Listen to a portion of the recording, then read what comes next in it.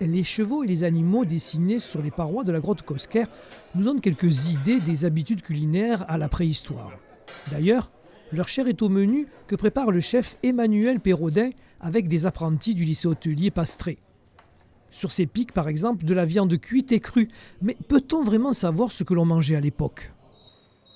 On a des traces très précises sur certains sites, notamment sur des reliefs d'huîtres ou de coquillages ou de moules, manger à cru ou manger à cuit. Ça, on a la trace de cela.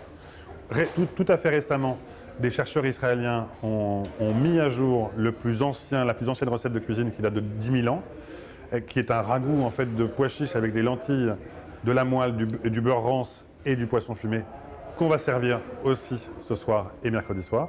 Au menu, poireaux brûlés, pansés d'agneau, hachis de châtaigne et champignons, et plus surprenant encore, lichen d'arbres de chêne frits.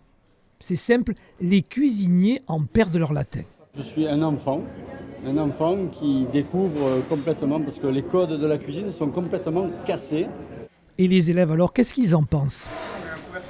On travaille tout ce qui est la terre, des feuilles, des choses qu'on ne connaît pas, quoi. Du coup, c'est vraiment intéressant et ça fait des connaissances pour plus tard, pour s'améliorer, pour avoir des idées aussi. Le dîner de ce soir, comme les 4 qui vont suivre, sont à l'initiative de Provence Tourisme. Le principe, un dîner de qualité dans un lieu insolite.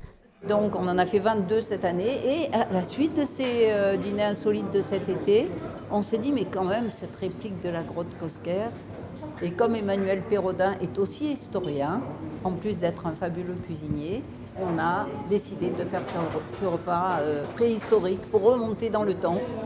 Les repas à la grotte ne se dégusteront pas sur des tables ou par terre.